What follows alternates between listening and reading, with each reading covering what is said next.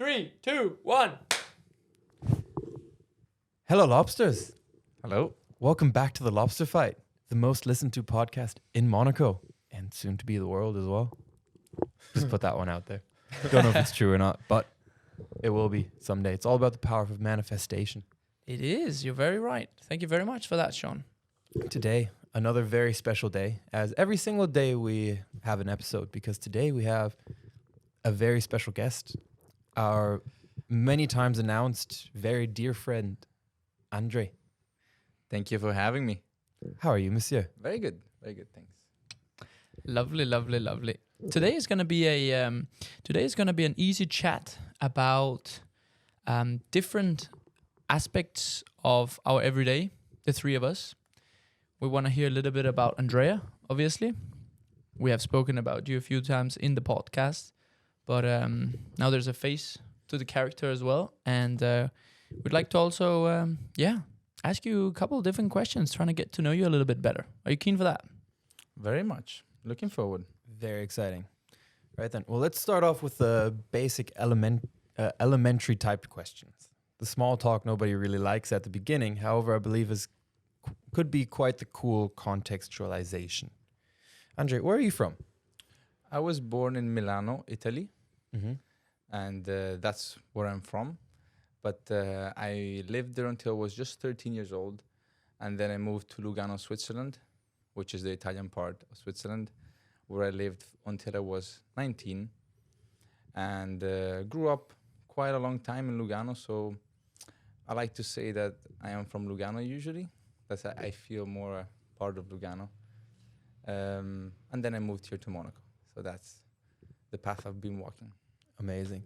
Where do you feel yourself more at home out of all those three places? Like if someone were to ask you, where's home? Home is still probably Lugano, even though Monaco is really getting to be my place to be. My base. Your base. My base, yeah. So on an everyday note, what would make Monaco in your eyes so much kind of more special than Lugano, for example? The energy, the atmosphere of living here. I love the sea. It's really special to live on the sea. And the good weather, I have to say, it kind of beats Lugano by a big time.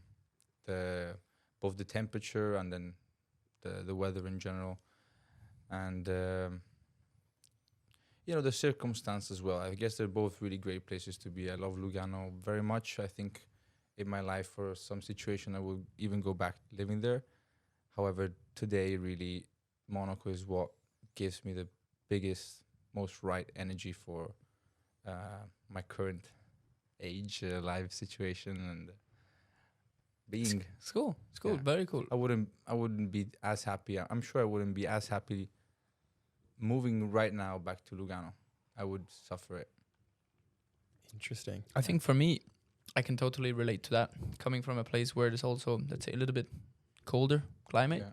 more of a. Very similar, I would say, the climate. I think so. I think so that Copenhagen, Lugano would share some, even to an extent, Heidelberg as well. Yeah. Would definitely fall under the same category. And I personally wake up every day with this feeling that you see the sun, you see the water, you immediately have a certain vibe of the Yeah. day. And I know you are very big on vibes. Yeah. So tell me a little bit more about, like, what's your daily vibe here? My daily vibe, as you said, because of the weather, it's really, I like to get, I know that the day is the right way to live it is to start off in a good vibe, or even if you start off in a bad vibe, try to bring the good vibe into your day. So good vibe meaning being with the right mindset, approaching the day with the right mindset, with the right mood. And here it's easy because sometimes, like you said, with the weather, it happens kind of automatic. But however, if it doesn't, it's easy because it's a fun place to live. Whether in Lugano, I think I can relate to many gray, cloudy days, cold days where the good mood would be much more difficult to reach during the day, and it would just be a cloudy day, And what would you use to uncloud the day? Let's say you had a cloudy day upon you in Lugano. What would be your light upon the day? Well, surely I guess what comes to mind, something I never miss in my day to make sure that I get the positive mood going is hitting the gym. That would be something that I was always looking forward. And then after that, whether or not I had a bad day or a cloudy day, after the gym I would always be in a good mood and ready. You know, the night is not never cloudy. It's always the same night. So then at least I go into the night that I have a good mood. And So you speak about gymming, I would imagine, and gymming in Lugano more precisely. Tell us a little bit about your background. Like, I know that a little bit of your story coming from Lugano, how you were spending your time there, what sort of things that you like to spend time doing. But tell us a little bit about gymming and what it means to you, where passion comes from, if there is a passion, or enlighten us.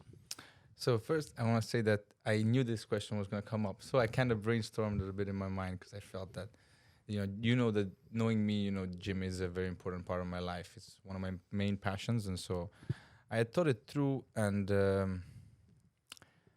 I fell into the gym because I feel I was missing part of my identity, and I didn't know where to find it. I joined a very sporty school in Lugano, where all the other kids were very athletic. They were all good in some sport, and they never really excelled or focused on one particular sport. I've always played all of them and practiced all of them. So when I arrived in Lugano, I felt everybody had their own identity, and I was just kind of missing something.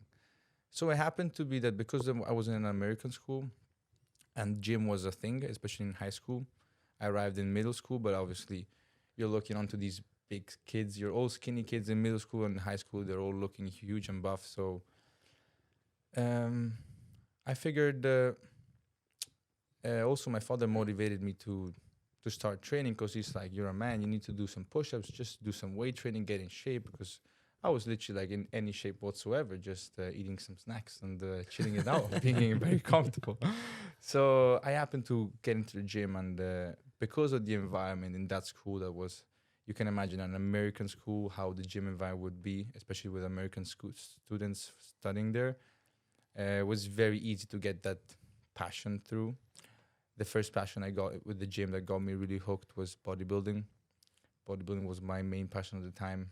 I got stuck with it because I was seeing how insane the physique can become, and how you can really sculpt it, and how you want it. You can be huge, or you can be defined. You can have a nice six-pack, or you can have a big chest. It was all a very fun game to me. So I started really going down with that, and my passion really emerged in the sport. And then going on with the gym, I managed to find a discipline thanks to the passion involved, and I just kept it going. Kept it going for a long time until eventually bodybuilding got me to a sense of logic in my mind that it wasn't really my destiny, what I wanted to keep dedicating time to.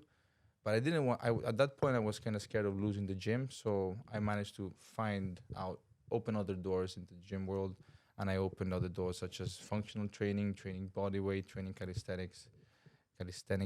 So now I'm kind of all over the place, but I'm having the most fun, mostly doing body weight. Body weight is now my main thing. I make sure I still I feed my passions, because passions need to be fed. Otherwise, eventually you might risk losing them.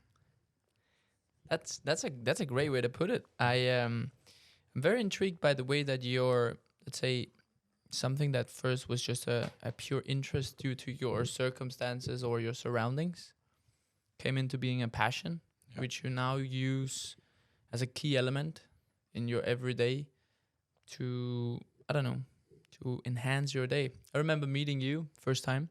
I don't know exactly where Sean met you first time, but I recall personally where I met you, and it was in fact at the gym. Yeah. Spoiler alert on this podcast is that I meet all my friends in the gym. Sorry about that, guys.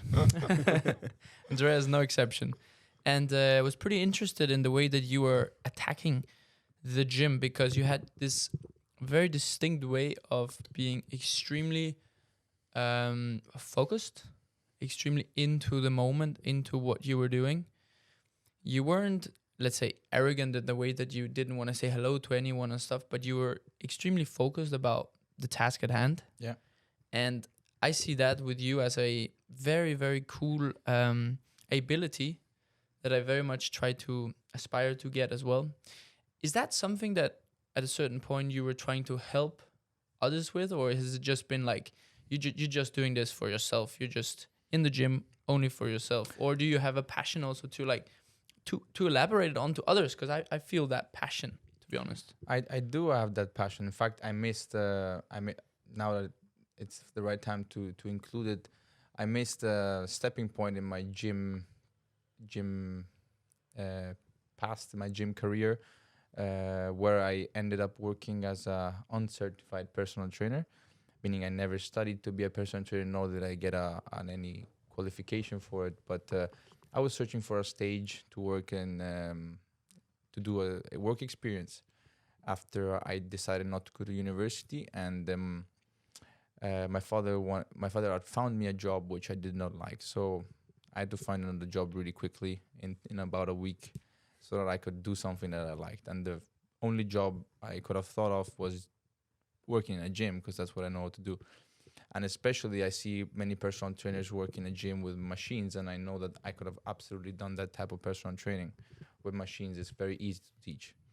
But instead, I happened to find a job. This was me coming from straight full bodybuilding.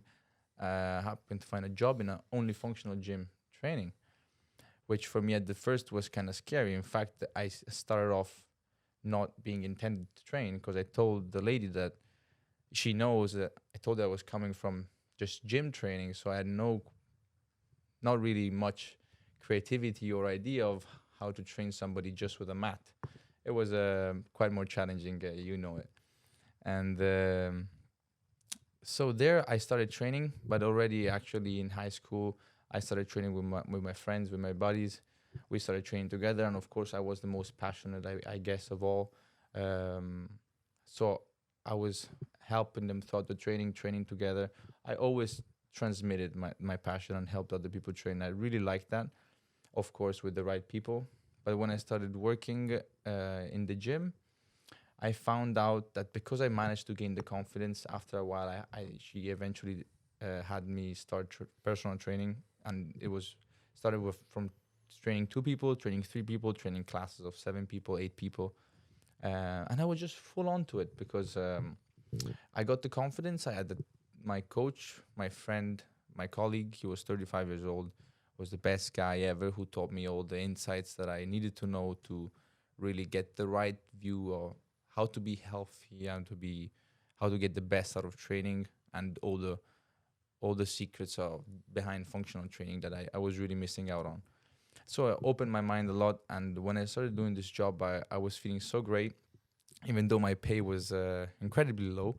But I was feeling so great that I really thought I could do this job my whole life. It's something I like. It's something I can do. I love helping others. I love working with other people. Everything was really, really cool. So um, I do still take that. I left that job, of course, but I do still take that with me. Today, I like to train other people. I like to especially help other people increase their knowledge about training, and getting them to be passionate, and especially people that are not used to training, getting them to be disciplined to train. I think training is very important. Whether I tell people, it's not about being in the gym. You need to find something, whether you train every day, to maintain your health, your mental health and your body health. So whether it is going out and swimming, going out and running, playing tennis, do whatever. Of course, I'm not going to be training you there. But in the gym, for most people, it ends up that in the gym is just the easiest way to get going with getting some training done every day. And I still assist many of my friends in doing that. And That's awesome. yeah, now, of course, like you saw me getting into the gym, I do, because of my busy schedule, I tend to focus mostly on myself.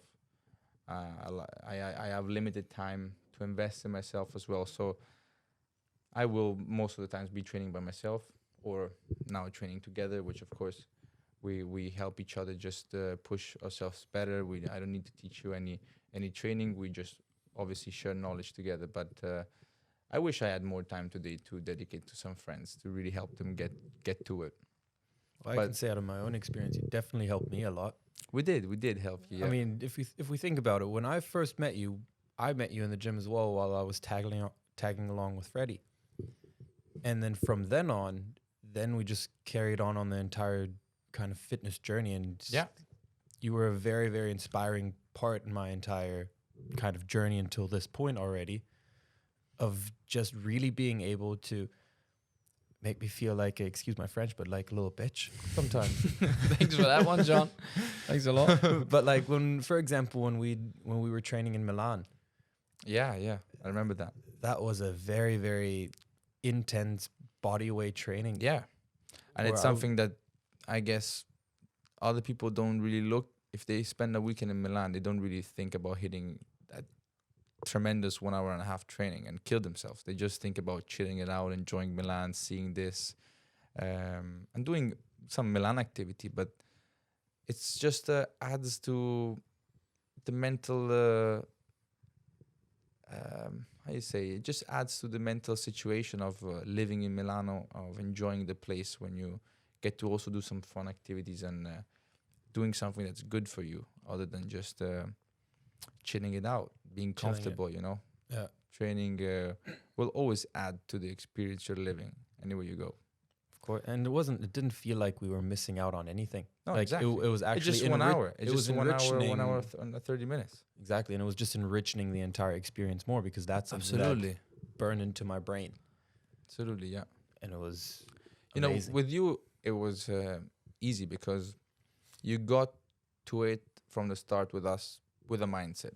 You knew you wanted to make a change, and you dedicated time, and your mindset was already in a great direction. But I see happen in the past with lots of friends that I tried to help, that they start off with the wrong mindset, and there I found out reading some books eventually that.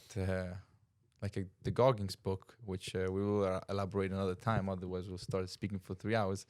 But the mindset is really the key. And too many times I've pulled my friends in the gym, taking them through a workout. But then if I don't help them with the mindset, they're not gonna be anywhere. When I leave them alone, they're not gonna train. So that's a whole other tricky situation that you need to. I'm guessing now. I'm sure you have some skills on helping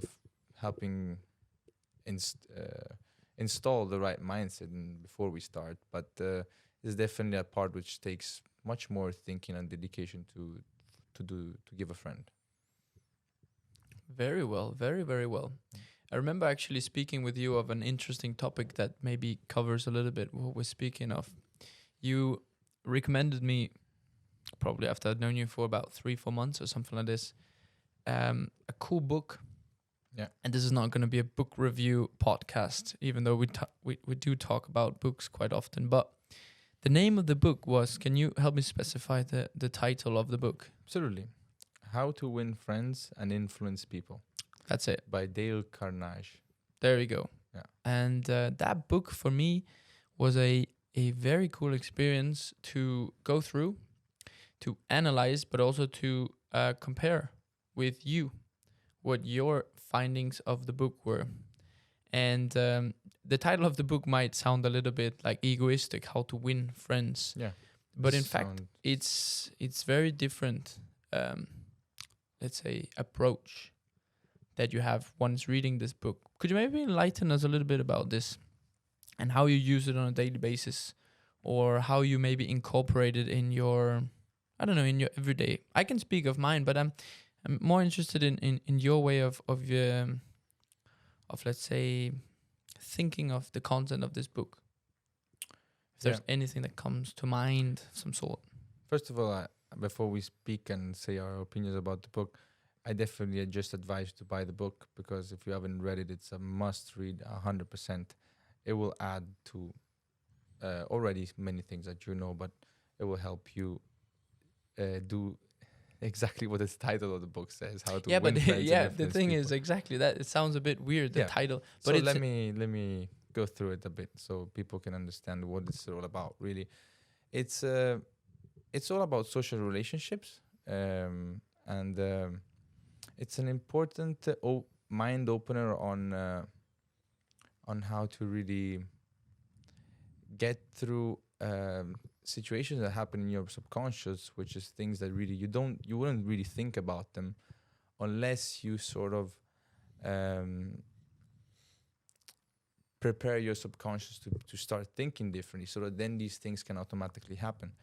For examples, don't criticize, don't say something bad, especially to a friend. But let's talk also to not non-friends, which you're trying to make new friends. You're trying to be nice to people, to get new people into your life. So the things you say obviously come out automatically, and you can't really. People say think before you speak, and you can't really. This thing, if you visualize it, not like every time you want to say something, you can dedicate 5-10 seconds before you say it.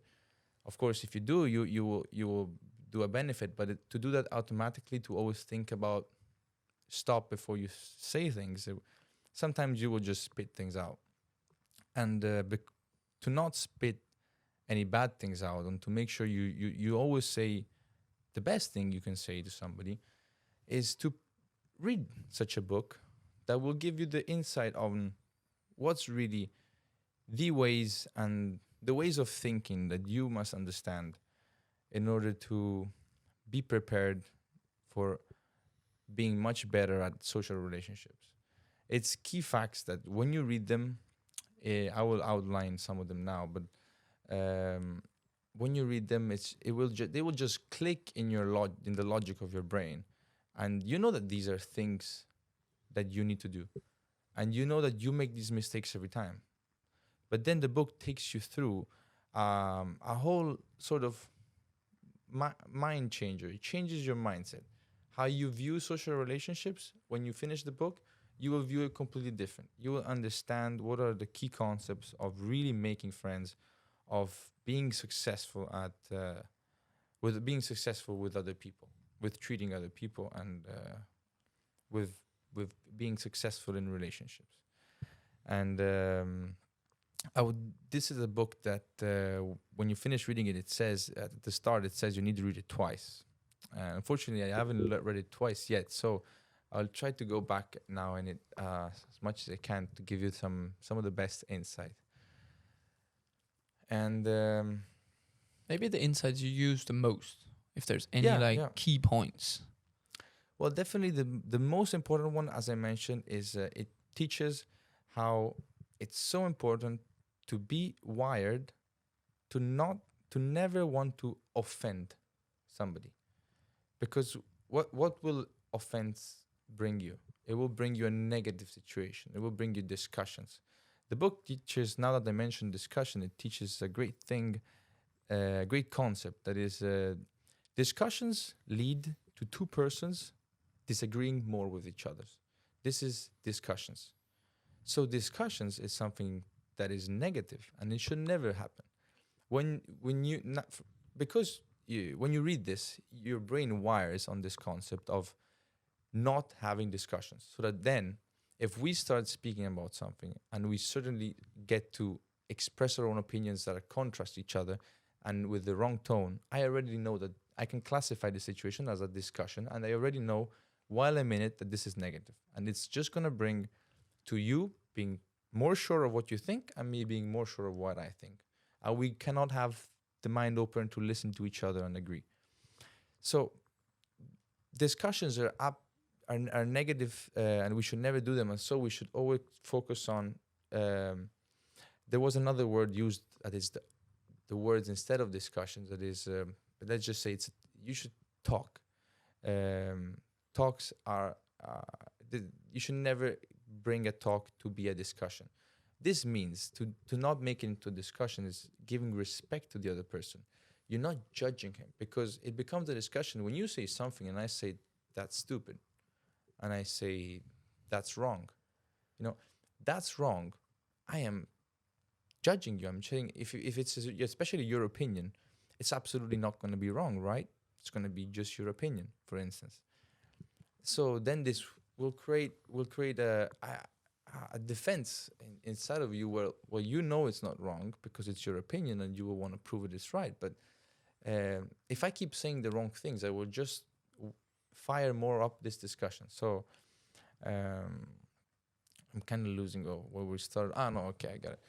I was losing your main question, but um, so things like this, like not criticizing and trying to say always the right thing that will not hit on the person's feelings, on the person's mental, emotional situation. In that way, you can always be in a talk situation and you don't get into the discussions.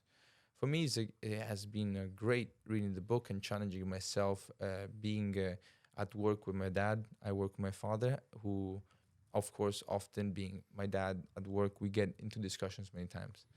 And it has been great to see the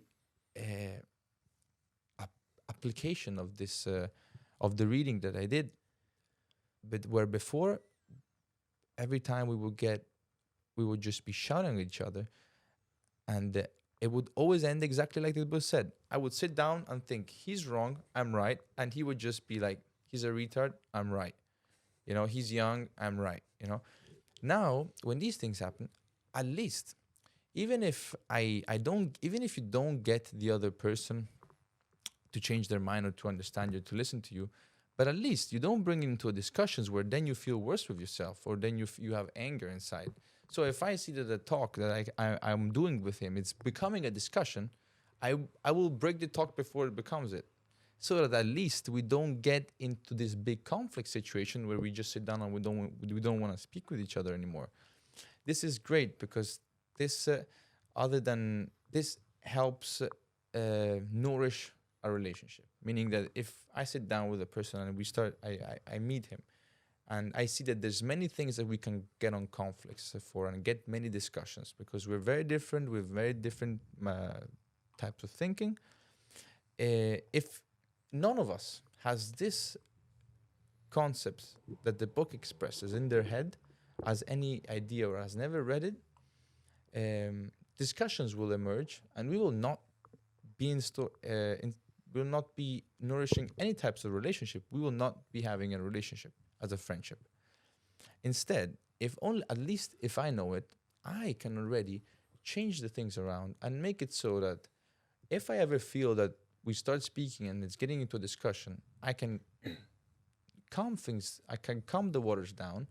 I cannot make it into a discussion, so that maybe we'll have to break the talk now into not make it a discussion, but at least next time we see each other, we'll talk again, and we'll talk again, and we'll say hi to each other. And then like this, I can nourish and make it become a relationship, something that would have never been, because I would have pulled it into a discussion.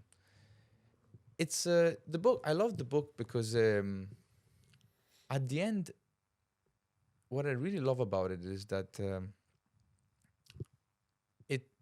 it goes around the concept of being humble, which I think is very important in life. I really like this concept because I don't like people that think they are above other people.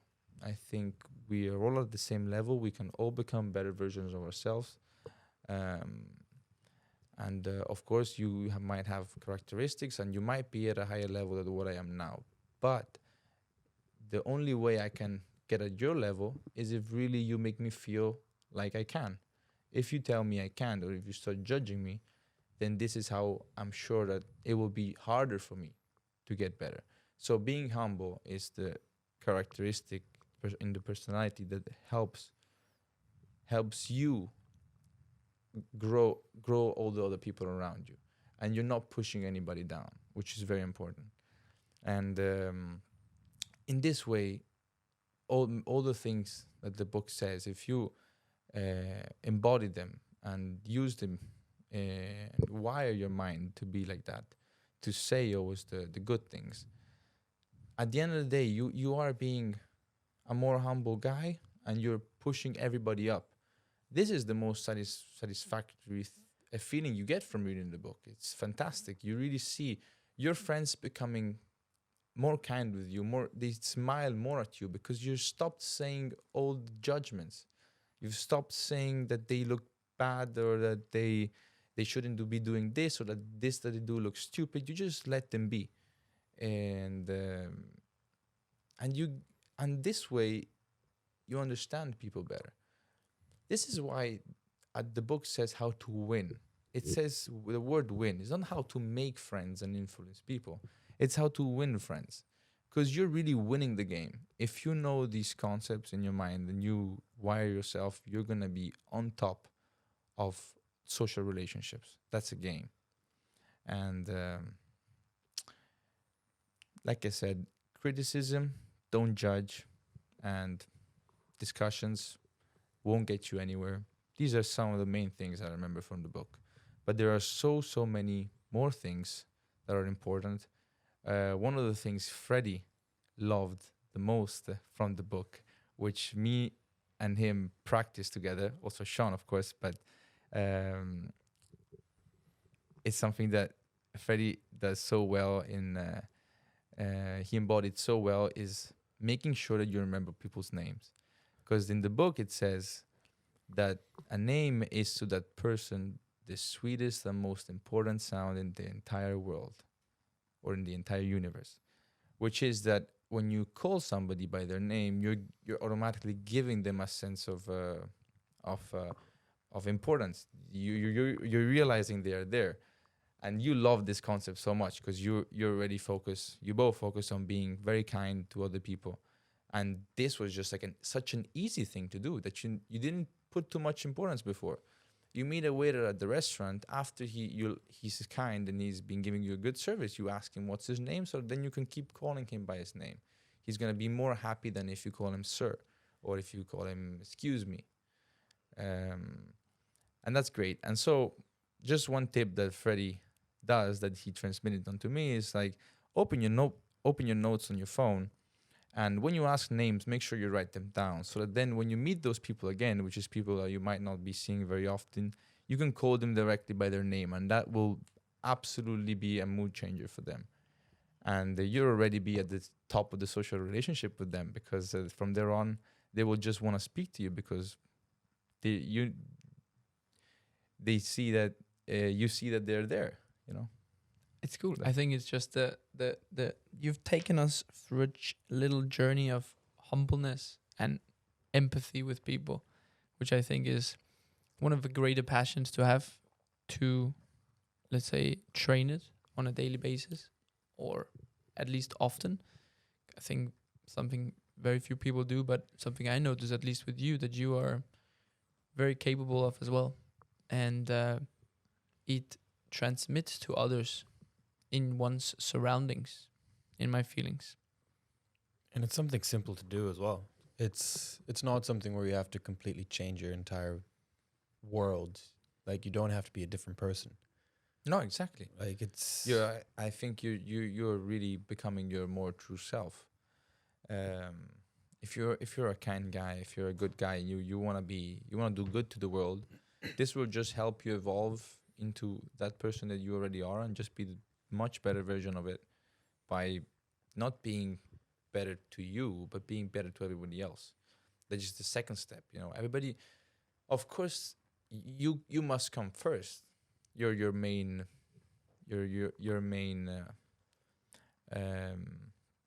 task is yourself, so that then you can go on to others. But then people just tend to focus all of themselves, that you get lost in this path where you're just focusing on yourself always.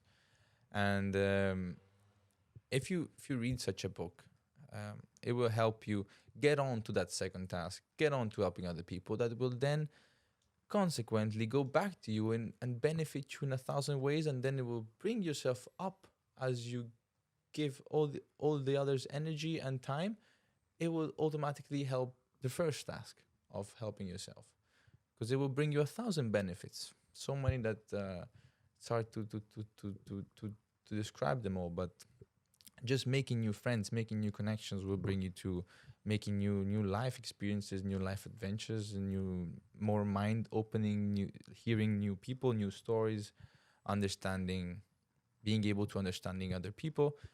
I love how me and Freddie, we got in a taxi in Dubai, and we got in many taxis, and we spoke to all the taxi guys and taxi drivers, and we asked them their names, and we asked them about their life, and just these little things, these acknowledgements of these people to us was giving us a lot.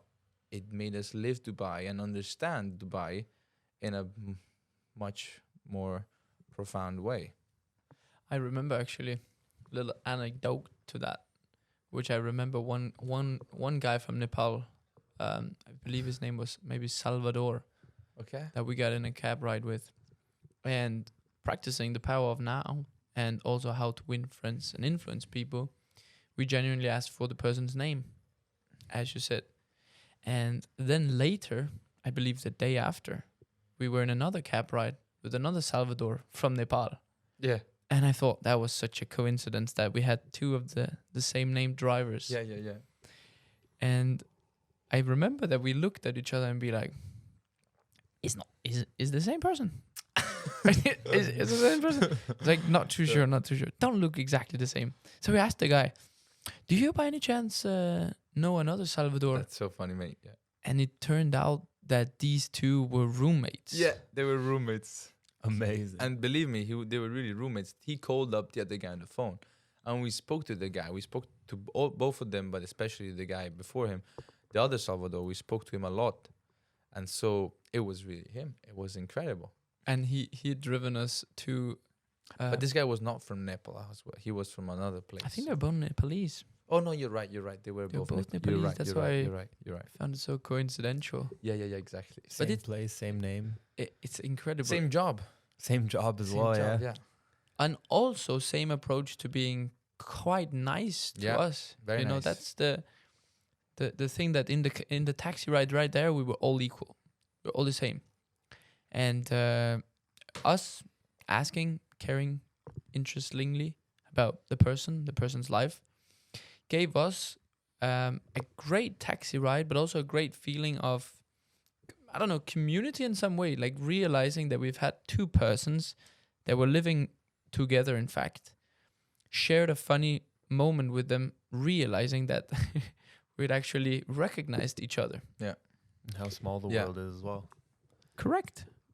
Exactly that. And it brings... You wanted to say something about... No? It brings me very, very well, honestly, onto something I want to address with you, which is other passions of yours. Obviously, the power of now, being present. And we are currently sat here recording this episode in Andrea's apartment, in fact. Yeah. In the cozy vibes of your living room. And you are probably the person that introduced me to the importance of being present, the now. And I just wanted to address this living room because it's such a fantastic living room in the way that you can't be anything but present here. I wanted actually to talk with Sean about this previous on another podcast, and it was about the decoration of a living room. And you are the prime example of what a decoration of a living room could and should be like if you want to be present. Talk us through it. Yeah, absolutely. When I had read The Power of Now, or I was reading it in the time that I was moving into my new apartment. Perhaps it was even just before I had read The Power of Now, but I've always had a TV in my room everywhere I slept. Of course, in my parents' house, I had just one room for myself, and I always had a TV there. And I made sure that I was hooked onto books and reading when I was moving in. So I wanted to be sure that, because I know that investing my time in books is 100 times more valuable than investing my time in watching Netflix or playing PlayStation. And these were some of the hobbies that I wanted. I knew, being honest with myself, that if I left them behind, it would just have been better for me. Not necessarily dedicating the time to books, but just leaving these hobbies behind, were just going to be time savers. And so I made it so that I said, my house, I need to make it so that it's like before talking about when you talk about wiring your brain. you have to do the things that you know are good for you, and in advance. So, for instance, I knew that if I had set it up in a way that was good for me, then I couldn't really have changed it, and it would have just have been like this, and then I would have just gone with it. So I said to myself, I wanted to make it so that there's not a huge TV screen. I don't want to have the TV on the sofa. I don't want it to be a cinema room, my living room. I want it to be so that an environment that I can make it happen to dedicate lots of time to reading and just productive time. Even with friends, I want to have friends over and I want to speak. I don't want to be just watching TV or playing PlayStation, because I've done that. That comes from having done a lot of it in the past. When you do a lot of things, you really have to be honest with yourself. Being honest with yourself is such an important principle of life, that I tell you that if you know you're not 100%, you really need to get to the 100% really fast before you get onto it, your life, because it's extremely important to the result of your success in every field, in getting a better body, in eating healthier, in your work, in your job, in your studying, in everything. So how I thought it through is, of course, I wanted to make it comfortable. I wanted to make it very cozy, and I put a library. Tried to put the books I need to read the most. Most of the books regard to my job, which is absolutely the most knowledge I should be acquiring. I need to acquire, and then I made it so that I don't have a TV in front of my sofa. I have a nice picture of a car, which because I love cars, and however, I did put a TV right there to the side. Then a small TV, which happened to be with me already from Lugano from the old days. It's not too well of a functioning TV, I must tell you that. And I did that on purpose. I really didn't care of what TV was going there. But I tell you, like, I didn't even want a TV. But if I didn't have a TV, many of my friends would come inside and be like, what kind of house is this? Like, what are we going to do here? So I was like, you know what? I'll just put the TV for the people who need the TV in case we ever need a TV. So I'll put it there. Or if there's another COVID situation, to laugh at these fucking news coming out. Anyway, sorry for the swear word. But really don't need the TV here. Never turn it on myself. Never planning on really turning it on. Just planning on focusing on having great talks. We had so many nights here, me and you. Need to have more nights here with you. I remember the first night I was here we were sitting here. Oh, the first night we were here was fantastic. One of the best nights I've ever had in a completely empty apartment. Yeah, it was completely empty, but we had one big book. Yeah. One big book about watches that I really wanted to show you. And because the room was completely empty, we were both completely focused on the book, and it was amazing. We just sat 1 hour on the floor, and after we looked at each other, and when we stood up, we were dead. Like our lower body was dead from sitting on the marble floor. That's abs funny, hurting from laughing of all the watch names of. Yeah. It's a funny book. That was a funny book. It was amazing. And so yeah, I am so happy about the situation, and it's really I would have never go back to having a different type of mindset. This was absolutely the right mindset. Like I said, I worked for myself in advance. I knew that, okay, of course, it's cool to have the big TV and to play PlayStation. But if I put a big TV, what happens? I turn it on. I'm sitting here every day and I have a huge TV. I'm gonna play it. A friend comes and he's gonna tell me, like, let's watch TV, let's play PlayStation. So it's gonna get to that situation. I don't want it to get there because I know it's not gonna be beneficial. I already did too much of that. Why do I have to do more of it? I had played PlayStation since I was a kid, since I was like 4 years old, 6 years old, I don't know. And I just started reading when I was 20. And it kind of sucks if you think about it. I missed out a lot of reading. And honestly, you be honest with yourself. PlayStation will give you entertainment. Reading will give you knowledge and many more things that are much more valuable than simple entertainment. So that's, I thought in advance. Very happy about it. And I'm happy so much that you guys enjoy it so much. You're the people that understand the living room the most, probably, because you already think like this in advance for yourself. It was so nice. I remember Freddie asked me the other day. It was like, "You've been to Andrea's place when it was furnished, right?" I was like, "Yeah, I've been there. I think once. It was like twice." I was like, "Did you notice his TV?" I was like, "He doesn't have a TV." That's funny, yeah. But it was like it was really that was a thing that really sparked in my mind. Is Yeah. that Also, if the TV was at the like place at a centered situation, like if I had moved this, how do you say this? How do you say this piece of furniture? piece of furniture? Exactly. If I had moved it to the right and placed the TV in the middle, the TV would have still been at the center of the room. But I placed it really on the side. Means it's on the side. Means it's not important. You know, like you don't really take too much attention to this other piece of furniture right here. If I had put it right in the middle, you will notice it just as you know the table. But no, that's not such a great example. But it has to be in the corner. It's important where you place it. You know, like if it's in the center, everybody will notice it and it will be there, and you will want to turn it on. On the side, it's just in the corner of the room. It's really not important. It'll stop distracting you from whatever productive thoughts you might have. Yeah. I think it's cool because what you've done is basically just surround yourself in your space with the things that not defines you, but at least things that you care about, things that you are passionate about. And Also, yeah. I think that's what many. I even started analyzing myself to an extent. I wouldn't say for example, my living room is full of things that doesn't describe me. It's not, in fact. And I do have a bigger TV, in fact. so not to say anything about the TV, let's get out of that chat. But the fact is that a lot of people, I think, they put themselves at home, decorating their place to the preference of others to an extent. To an extent, yeah. To, let's say, I don't know, not impress others, but to please guests or something that it has to be a nice ambience here and there and there.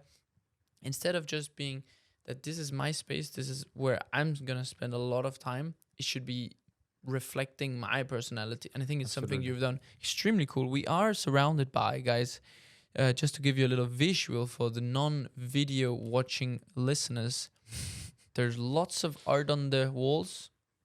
Cars are present, both in models and on pictures. There's a chess game. We're surrounded by dark brown colors. Pretty cool, actually. Some watches going on as well that I'm sure Watch books. Andrea will elaborate Not on. actual watches. Otherwise, people will watch. be here in a second. Yeah, sorry, I watch books. Yeah, absolutely. Here in the library, that's what I wanted to say.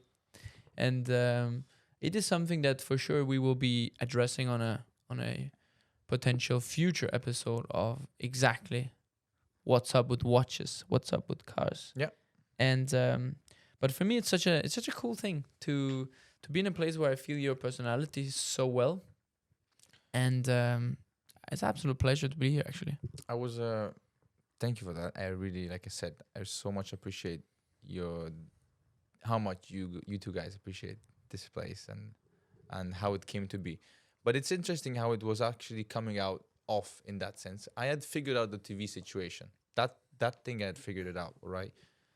But then I was leading myself into that wrong situation which you've just explained. Because it was my new house, I wanted it to make it cool. Of course, you're thinking about spending time with other people, and you think about not only you liking it, but other people liking it. You want that people like your house. You know, you give importance to this fact that honestly should have no importance, like you said. It just takes a bit of thinking through, and it came to be like this. Very luckily, thanks to my father, that when I proposed to him that I would have liked to buy some furniture, he told me, no, we don't need furniture to buy. Since we left our house in Lugano, I could have taken all the furniture from Lugano. And so, obviously, at first I was really unhappy with the situation because It was initially not how I had shortly imagined my apartment. I imagined my apartment with some nice, cool, modern furniture, just like I saw at my other friend's apartment, just like that, because it's very cool. I liked it. Mm. And however, like you mentioned, I because it went this way that my father told me, listen, like you have money to buy your own furniture, and I was like, man, not too much. So it's like, okay, then you're not gonna buy it. You're going. It's smarter. He made me understand how it was just smarter to take the furniture from Lugano. And so it happened to be that all the furniture here is nothing that we bought, and it's all the stuff that belonged to us before previously in Lugano. Some of the stuff was already in my room, like this piece of furniture, like the table here. But the sofa was in our living room, and this was part of our living room. This was part of our kitchen room, and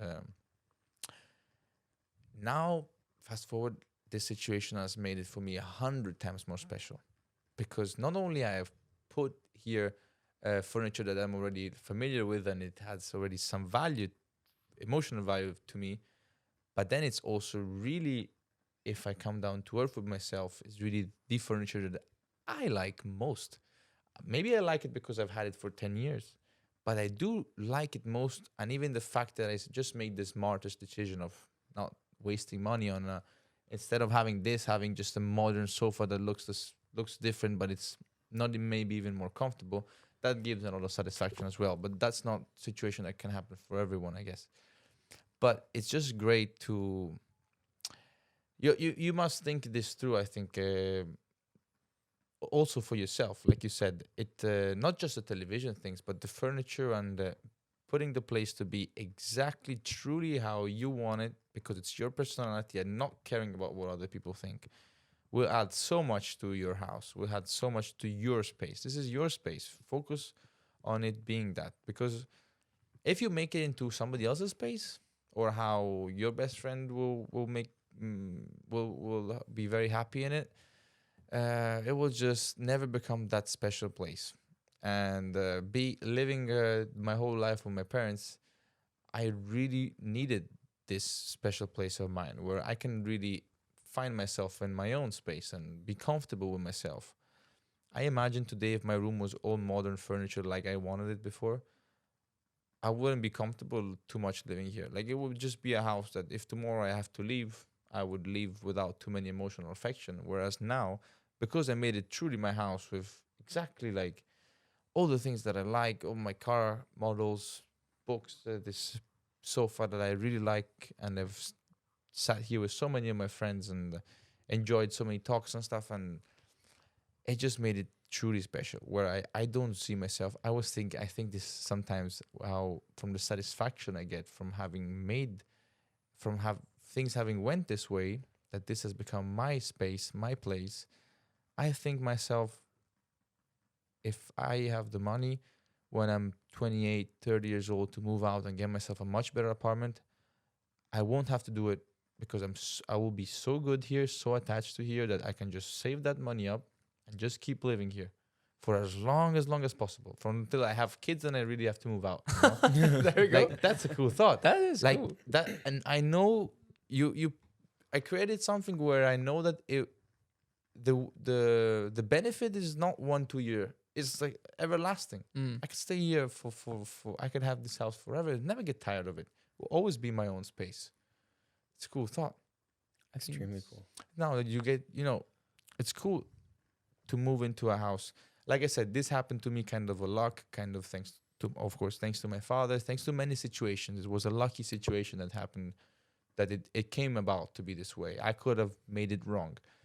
But now that if you listen to this, you must realize that if you maybe didn't have the chance yet to find your own space, to move out, to get your own space, make sure you really make it right as you want it. Don't think of anybody else, because think about the benefit you get of moving once and not having to move for 8-10 years. Just think about that. You want to do that. You want to find the right space and make it right.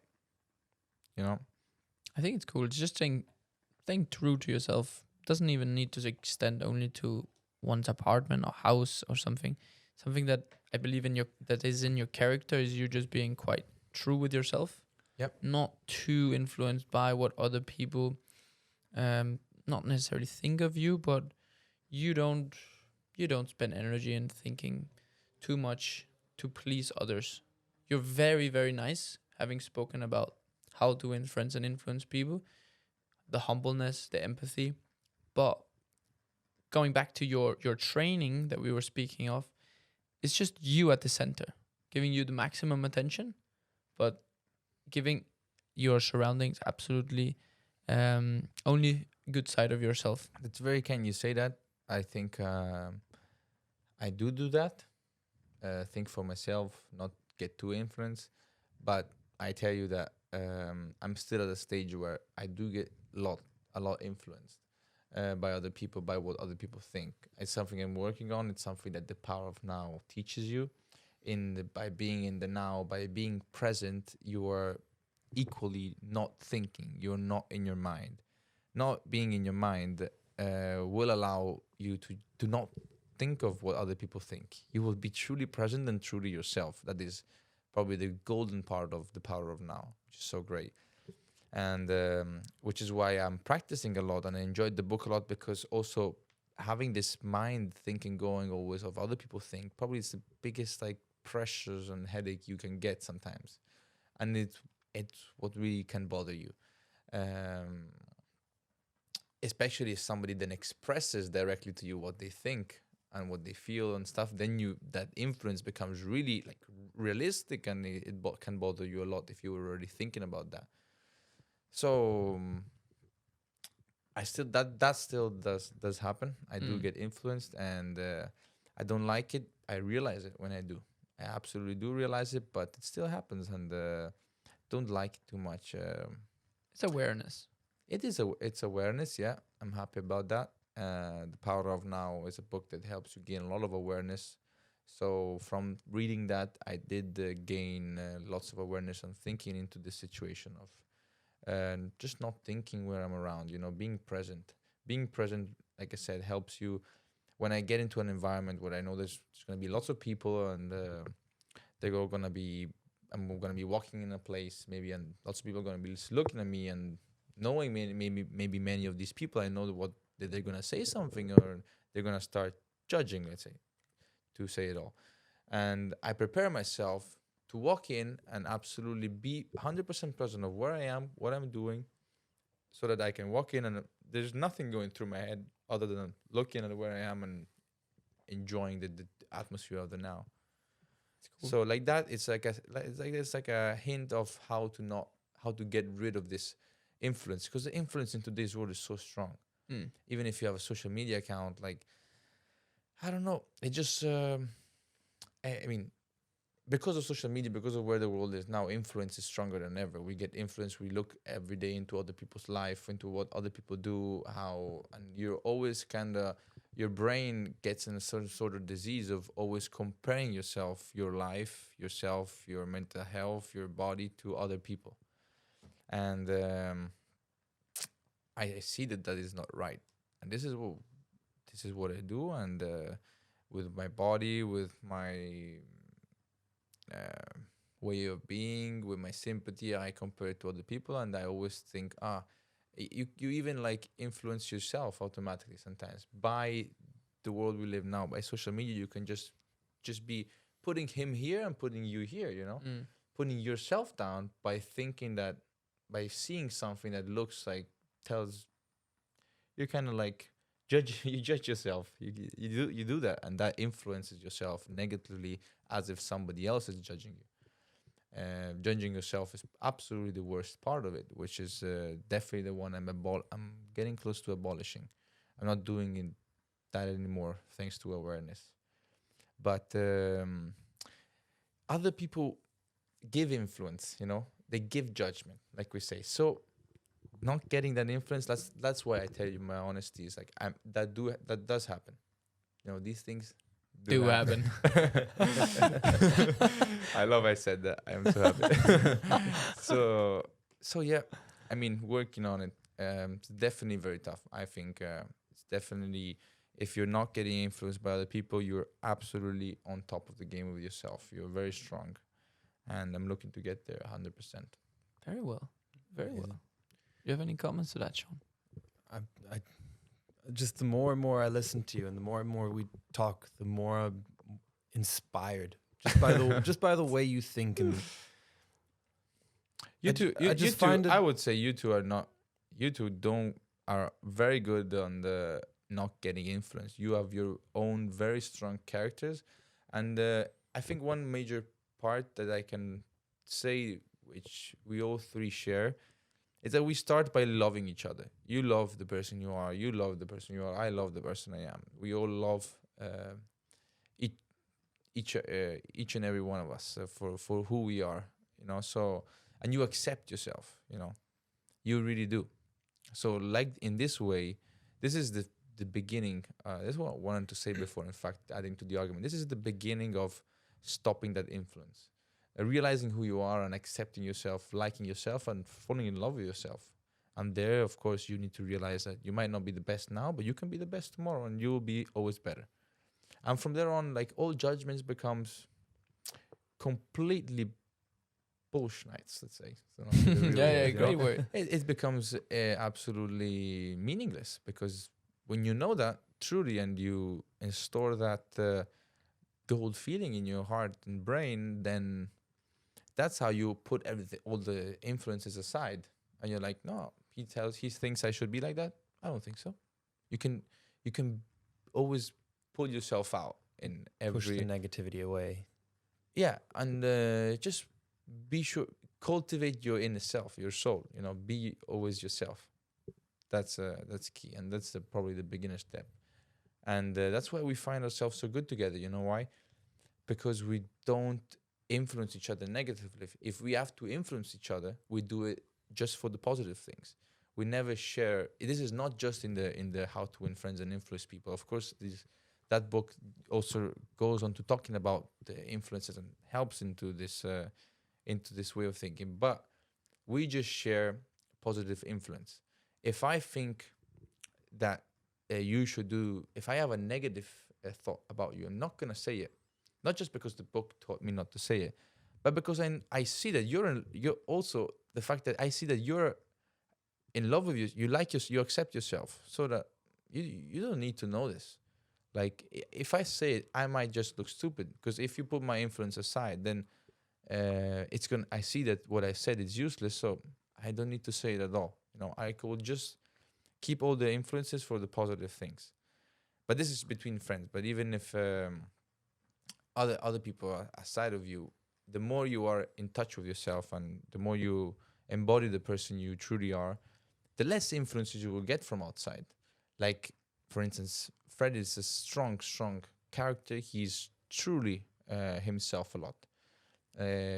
I feel that you are your own personality and get very less.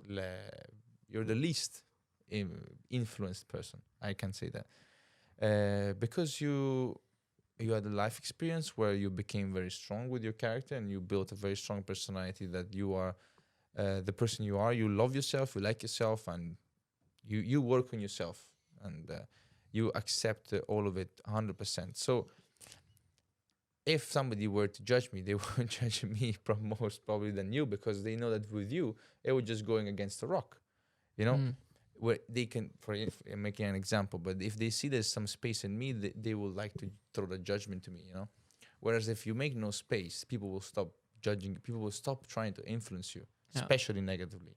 Positively, there will always be space, I guess. There's no such wall for positivity. But for negativity, you build that wall by being more in touch with who you truly are, who you want to be, and then you express it, and you build this wall where people will stop influencing you. This is absolutely true. The people that get the most influence are the people that have the weakest sense of self, let's say. These people, you can just tell them the most minimum thing without maybe even being intentional, and they'll get absolutely influenced by it. Thanks, mate. So yeah, that's Thanks a lot. that's important. I'm sorry you were gonna say something and I completely started talking again. It was all good. I liked where that went. Yeah. And I believe on that note, I think time's kind of, We made it. we made it. A conclusion to the podcast number 8 is then. Conclusion. All right. Well, Today we've presented our dear friend Andrea. And the thing I'm most excited about is that there's many more episodes that can come because Yeah. I know there's a lot more to know about Now Andrea. my mind is completely open to talk about so many things. So it's better we close it, otherwise it's gonna be another 20, 30 minutes. Probably keep- another 2 or 3 hours. We'll be I- writing down all the interesting topics for next time, I guess. Absolutely, Exactly. absolutely. I think we've gotten an Amazing. interesting look into, I don't know, your story, your character. The way you think, the way you analyze things, the way you analyze yourself, the way you analyze situations, and how we can kind of learn from that, Mm. how one can actually benefit from that. And So if there's one key takeaway, it's basically get the TV out of your living room, guys. You're Yeah. welcome. Yeah, I was thinking of some more takeaways, which is absolutely, guys, read How to Win Friends and Influence People by Yeah. Dale Carnegie. Make sure you read The Power of Now by Eckhart Tolle. I hope that's how you pronounce it correctly. And get down with these 2 books because many more books recommendations are about to come. So From the book club. from the book club. Andrea, it's been an absolute pleasure. yes, My thank you pleasure, very my much pleasure. Really for my hosting pleasure. us. I am the true lobster fan now. I'm the lobster fight. It feels so incredible. Amazing. It's just happy days, isn't it? On that note, everyone, thank you very much for listening. Thank you, Andrea. Thank you, guys. Over and out. Ciao. Ciao, ciao. Ciao.